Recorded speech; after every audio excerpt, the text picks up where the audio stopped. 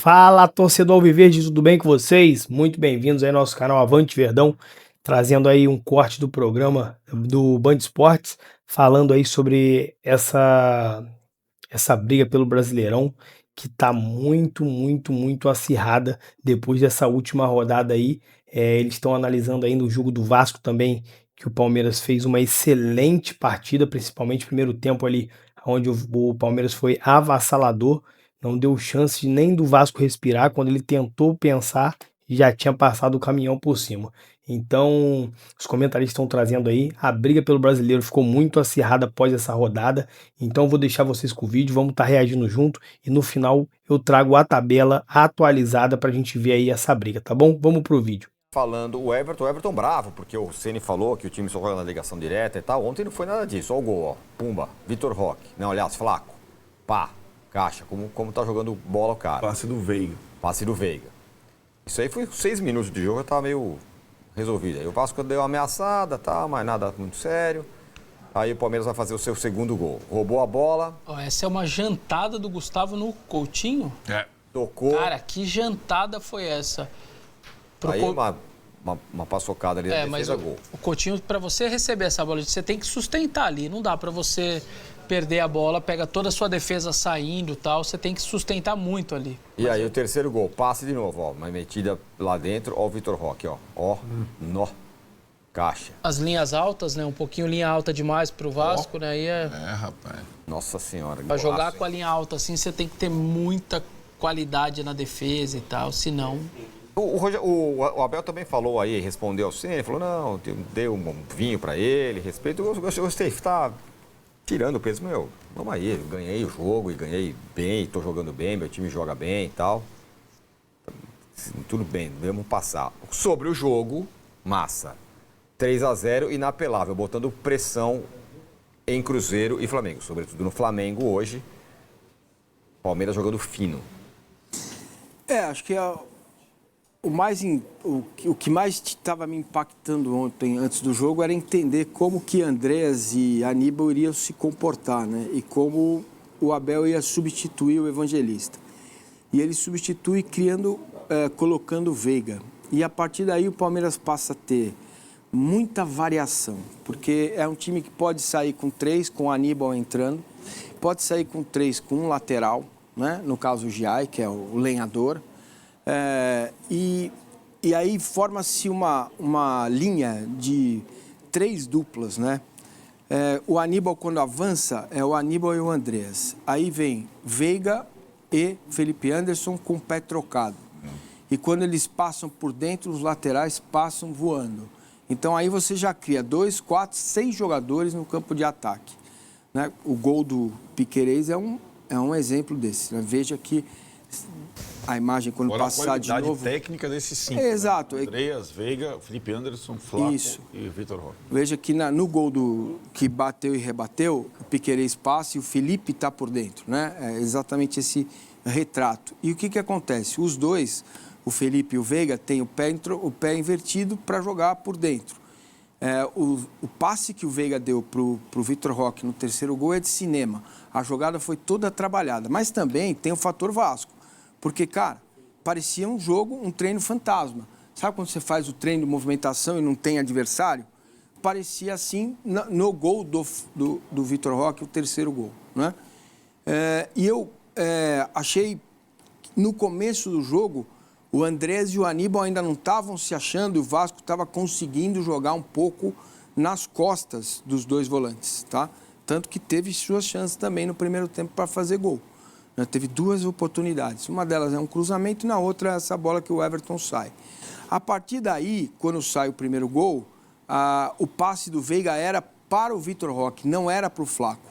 Repare que o Vitor Roque estaria até impedido, né? Mas a bola desvia e amortece. Os dois centroavantes fazendo o facão, saindo da ponta para dentro para receber a bola, né?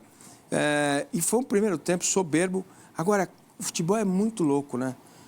O Palmeiras teve 4 finalizações no primeiro tempo, fez 3 gols. E outra, criou 2 chances reais. Porque o SofaScore não considera esse presente aí como uma criação de chance. Pinball, né? Exatamente, e fez 3-0. Teve um lance no segundo tempo que acho que dá ainda mais confiança no torcedor do Palmeiras. É um lance em que o Flaco e o Vitor Roque se procuram dentro do campo e o Flaco leva a bola para o fundo, dá no Vitor Roque, o Vitor Roque consegue finalizar e o Léo Jardim pegou. O segundo tempo foi ainda melhor do Palmeiras que o primeiro. O Palmeiras criou 4 chances por baixo, pelo lado, por dentro, com tabela, com aproximação. De fato, me parece, este lance foi para mim muito impactante, né? A jogada foi feita pelos dois. Os dois se procuram, estão se achando. E tem um complemento aí, né? O Flaco consegue, juro para vocês, eu não sabia onde que ele estava, cara. Esse Flaco Lopes aí, eu tinha alguma ideia, mas o que ele está apresentando é um negócio completamente acima de qualquer expectativa, mesmo a do Arnaldo, que sempre gostou muito dele. Eu também. Tenho certeza. Sim. Mas eu também gostava dele, mas eu gostava por outras coisas. A gente não gostava desse aí. A gente gostava do outro, que era ele- jogador esse da área, você não jogador conhecia. de área. Exato, é disso que eu estou falando. É um novo personagem. Exatamente. Parece que é um outro jogador. Porque ele atua como 10 e como 9 numa faixa do campo muito importante. Agora, o Vitor Roque é uma besta fera. Não para. Quem é que para o Vitor Roque? Ele é muito forte, cara. Ele está numa grande fase. Tá? E ele fez o segundo gol, uma pena que estava impedido, parece que estava um pouquinho mesmo impedido. Teria sido 4-0, um resultado absolutamente justo, necessário, importante. Uma das características desse treinador do Palmeiras, que é excelente, é a recuperação rápida de um jogo para o outro. Então, aquela coisa morta que vimos em Salvador se transforma rápido de um jogo para o outro e foi o que a gente viu ontem no Allianz Parque, uma atuação realmente perfeita. O primeiro tempo muito bom, mas para mim o segundo foi melhor. Que a bola não entrou tanto, claro, já estava 3-0, você diminuiu um pouco o ritmo, o Vasco deu uma ajustada no segundo tempo. Lembrando que o Palmeiras não ganhou de um adversário qualquer, o Vasco vinha de uma recuperação no campeonato. O Vasco ganhou do Bahia, né? Que o Palmeiras perdeu. O Vasco não perdeu do Flamengo. Então foi um bom jogo. Ganhou do Cruzeiro. Ganhou do Cruzeiro. Bom jogo. Bota a pressão no Flamengo, Versa. Pois é, vou passar um dado aqui que... Ó, isso aqui, eu vou repetir, eu já falei outro dia, eu falo de novo. Isso é a melhor coisa que o Everton tem e ter um goleiro que faz isso é espetacular. Cara a cara, né? É uma diferença muito grande. Ele é muito bom. Ele é muito bom no cara a cara. É talvez o melhor do Brasil. Se ele tem alguma dificuldade de chutes de fora da área, mas essa bola que ele Essa sai bola pro cara a cara handball, é ele é muito impressionante bom. como ele é bom. A quantidade de defesa que ele tem muito fazendo goleiro de isso. futsal, assim, né? Muito. Fecha o gol. Fala. Vou passar um dado aqui que acho que representa bem o que é o atual momento deste Palmeiras com dupla de ataque e tudo mais. Os últimos 5 jogos em casa, 5 vitórias. Até aí já chama atenção, porque nós estamos falando daqui. Lembra quando a gente falava aqui nessa mesa? Isso. Olha, como o mandante não está indo acontecendo, está com dificuldade, só está jogando como visitante. A gente ficou falando isso daqui muito tempo. Então, 5 vitórias seguidas, ok? 17 gols marcados. 3 no Sport, 4 no Inter, 4 no Fortaleza, 3 no River Plate e 3 no Vasco. 17 em 5 e tomou só 3. Mas esquece os 3 em 5, que também é uma boa média. Mas fazer 17 gols em 5 jogos é porque você não... Isso não é sorte, isso não é o adversário só ser ruim, porque aqui a gente teve adversários que não é para isso, tomar 3, tomar 4. É porque você tá jogando muita bola. Cara, nós estamos falando de mais de 3 gols de média por jogo. Isso é muita coisa, isso não é pouca coisa no futebol brasileiro e no caso como tem o River Plate também sul-americano. Então realmente é um momento muito bom e eu não tenho a mínima dúvida de afirmar, como a gente fica o tempo inteiro comparando Palmeiras e Flamengo, e a gente tem que fazer recortes. Nos últimos 15 dias, mas não tem a menor comparação que um joga e que o outro joga. Perfeito. O Flamengo se classificou na Libertadores, está tudo bem. O Flamengo é líder do campeonato, está tudo bem. Mas o jogo jogado, pelo amor de Deus, não tem nem comparação nesses últimos 15, 20 dias. É isso, Arnaldo? Não tem nem comparação. Não tem mesmo. E acho que... É mesmo? E acho que a gente esperava que o Palmeiras subisse, mas não subisse tanto. Acho que a subida do Palmeiras é compatível à surpresa que o Flaco Lopes nos proporciona jogando nessa função. A gente imaginava que com o Andreas, com a recuperação de jogadores, com o Vitor Roque nos trilhos e tudo mais, o nível Kelvin e tal, o nível subisse bastante. Mas eu acho que o nível de jogo hoje é muito alto. É o time que melhor joga hoje. Sim, acho que não tem nenhum problema de afirmar isso. Não é que o Flamengo seja desprezível. Não, o Palmeiras hoje joga o melhor futebol do Brasil. Né? É um time que, como eu falei, deixou de ser de consumo interno e passou para ser consumo geral. Hoje você escolhe um jogo do Palmeiras para assistir. Acho que essa situação, ela vislumbra... por isso que eu faço sempre a comparação até o confronto direto. Nós estamos vendo lá os 2 pontos de diferença. O Palmeiras, falamos isso depois da derrota para o Bahia, quando o Palmeiras não jogou bem. O Palmeiras tem todas as condições de fazer os 12 pontos até o confronto direto. O Flamengo vai ter que jogar muito para fazer os 9. A partir de hoje. Voltar para jogar mais do que está jogando. Para ganhar do Cruzeiro, para ganhar do Bahia fora, para ganhar do Botafogo. Porque a gente está pensando só... Não, o Palmeiras está 2 atrás. Mas só o nível de jogo do Palmeiras, os adversários e o que o Flamengo vai ter pela frente. Então a bola agora, você falou, passou a pressão. Primeira rodada de pressão. Vai para o Flamengo. A rodada passada, em que o Flamengo fez isso, né, fechou a rodada e ganhou, o Flamengo não jogou num nível assim, a partir do Corinthians teve... Pelo contrário. O Flamengo padeceu a maior parte do tempo do jogo com o Corinthians, né? Então, ele não passa uma segurança completa de nível de jogo nesse momento de tantas oscilações, muitas partidas e tudo mais na temporada. E o anterior foi La Plata, né, que também não jogou tão bem. Exato, né? Depois antes o Vasco, que também não foi lá tão bem. Exato. E acho que para jogar contra o Palmeiras hoje, um time tem que se preocupar com muitos detalhes. Hoje já é um time apto a se observar do goleiro ao Vitor Roque. Como funciona, como sincroniza, qual é a ideia, aonde o Flaco Lopes joga. Hoje é o time a ser batido. E acho que, com todo respeito ao Vasco do Diniz, o Vasco se preparou, se envolveu e marcou muito mais contra o Flamengo do que contra o Palmeiras. E acho que esse tabu de 10 anos nunca vai cair se o Vasco continuar mandando o jogo pro Palmeiras em Brasília. Né? Porque essa irmandade, tem inclusive a coisa de patrocínio agora e tal, ela só funciona pro Palmeiras. Pro Vasco não ser... Porque onde o Vasco ganha? São Januário. A tal da união sinistra. O Vasco ganha em São Januário. Então o primeiro turno foi aonde? Brasília, o Mancini trouxe gol do Vitor Roque. Né? Então Vasco, para ganhar no Allianz é muito difícil.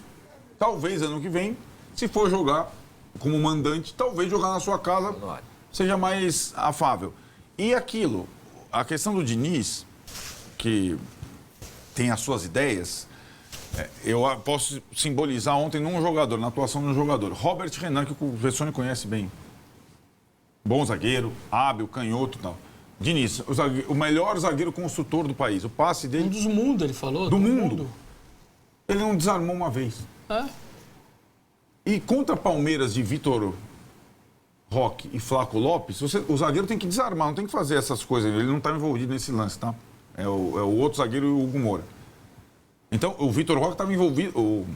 O Robert Renan estava envolvido nas outras metidas e tal. Então, não adianta ser o melhor zagueiro construtor do mundo quando você está jogando com um time muito melhor que o teu. Em que só a melhor maneira de enfrentá-lo é marcando bem. Né? Então, o Vasco, essa ressalva, acho que o Vasco jogou querendo enfrentar o Palmeiras de frente e hoje são pouquíssimos times que têm essa condição. Né? Mas acho que o Palmeiras tem... e aí, eu acho que agora tem uma situação que o Mancini vem sempre falando. O Palmeiras tem um clássico onde ele normalmente vai mal pela postura no Morumbi para mostrar o que ele está mostrando. né? Não adianta entrar em campo contra o São Paulo e jogar o que jogou contra o Bahia. Exato. Agora é hora. Esse é tipo São de jogo Paulo, para você fazer esfarelado, isso. vai jogar ainda o São Paulo. Facelado, sem jogador, sem torcida, então não sei o quê. É um jogo pro Palmeiras se impor, mesmo fora de casa, num gramado bom. Não vai ter discussão Fonte Nova e Allianz Parque, você percebe? Agora é um gramado natural bom, como o Beira-Rio, onde o Corinthians jogou. Então, o Palmeiras tem todas as condições de fazer um jogaço contra o São Paulo, como poucas vezes teve nesse período todo do Abel. E acho que a tendência é essa. Ó, você tocou num ponto sobre Crefisa Vasco da Gama, eu quero falar sobre isso. Pode falar. O Vasco contraiu um empréstimo. Segundo o Pedrinho, ele consultou várias instituições financeiras.